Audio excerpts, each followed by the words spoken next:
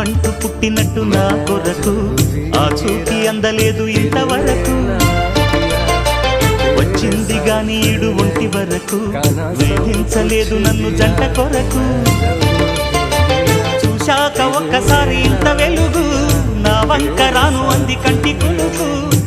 అల్లరి గారడి అనుకోనా నీ ప్రేమ